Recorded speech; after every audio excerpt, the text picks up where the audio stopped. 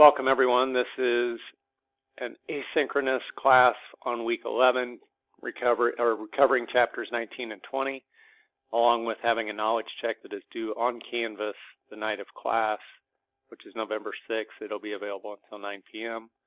Just a couple of reminders that you have your group project practice run outline and preview on 11/20, and your research paper is due on 11/27 at 11:59 p.m.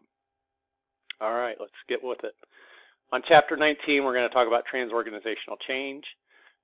Just an overview, transorganizational change really allows organizations to perform tasks that are too costly and complicated for a single organization to perform. And so this is really cobbling together other firms that may be better oriented to provide a service or good that your organization may not want to integrate into its own service providing options. And so this looks at goods and services that are exchanged between organizations where the transaction occurs. And so I want you to think about a couple of examples being outsourced payroll, or maybe a web hosting service is a good example of a transorganizational solution.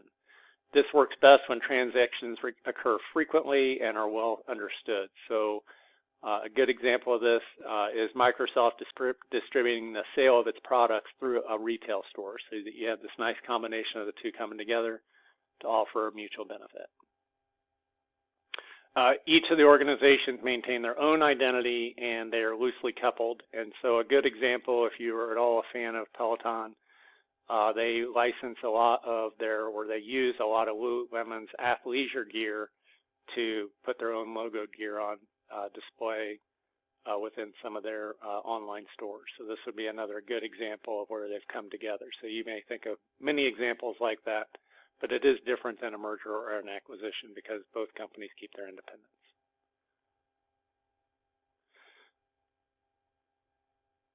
In a merger and acquisition, this is the integration of two previously independent organizations into a completely new organization. And rest assured that when we say merger, we're really not talking about two companies coming together. We're really talking about one company is buying the other company. They may rebrand it, or they may assume the brand of the primary company, but it is one company buying the other. It isn't typically a mutual engagement. One of the organizations ceases to exist while the other carries forward.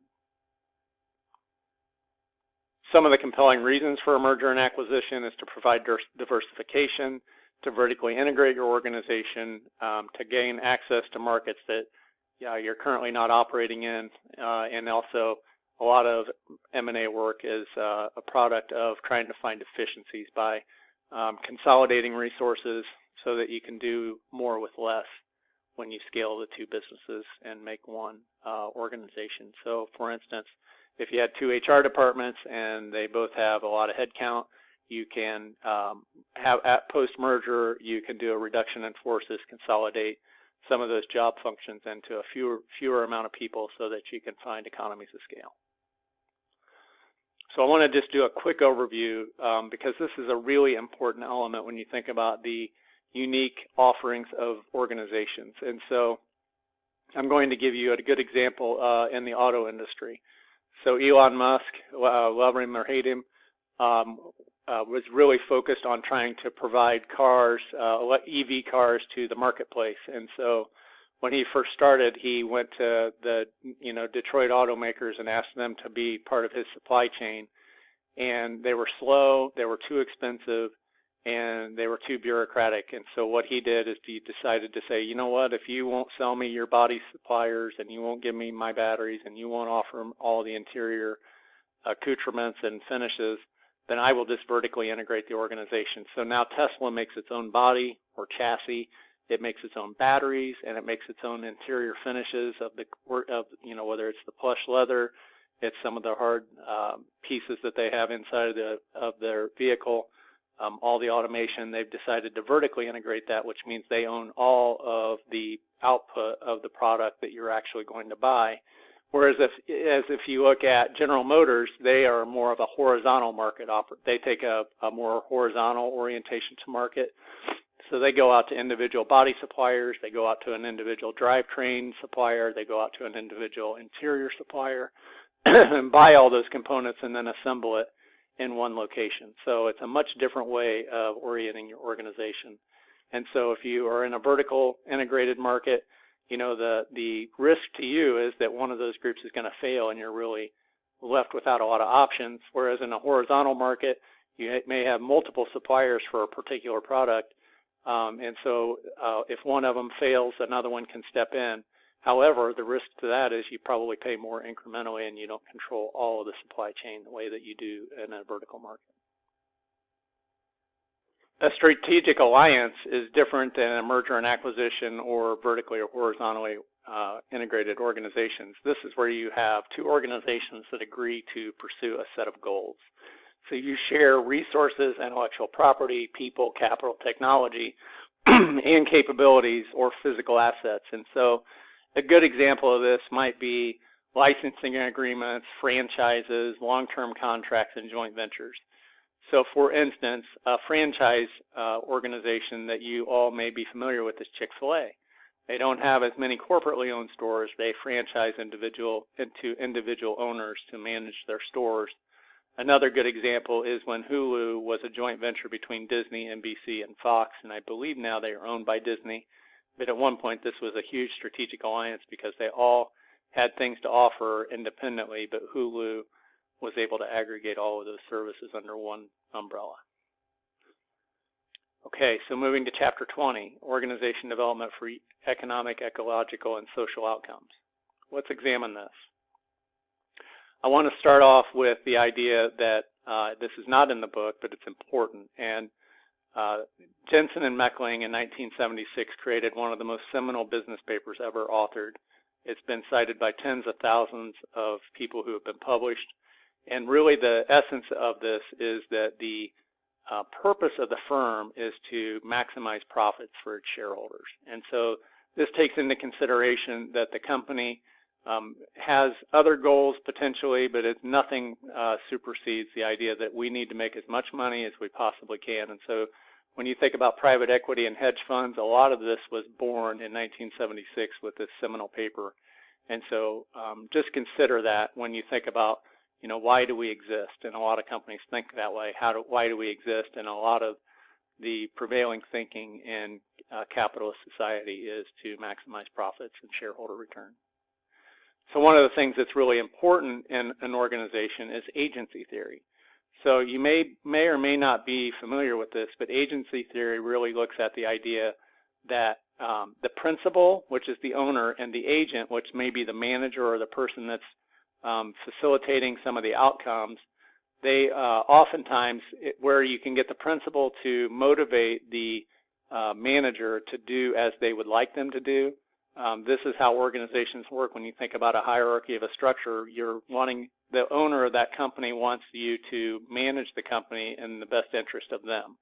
And so the agency theory suggests that at some point, the principal or the owner and the agent will have asymmetric goals, and this leads to a problem, and they call it an agency problem. The ways that you overcome this is by doing monitoring. So we might call this micromanaging, we might call this overlooking people on a day-to-day basis. So you might think back to COVID, some people had to log into their computer, and whenever they left their computer, the organization was able to track the fact that they weren't sitting at their desktop. Another way to promote or to solve for the agency dilemma is to provide incentives. So if you operate and function as a manager in the best interest of me, the owner, then I will incentivize you by giving you rewards, whether that be bonuses, stock options, or other compensation. This solves for the agency theory. And so the agency theory arrives when you have this conflict of interest where the owner and the agent no longer are aligned with the expectations of the owner. Very important, because I want to juxtapose that to sustainable management organizations. So SMOs really focus on sustainable effectiveness over time. So we're more preoccupied with how to remain effective over time, and so they perform in three areas of people, planet, and profit, whereby the organization exists to do more than just make money.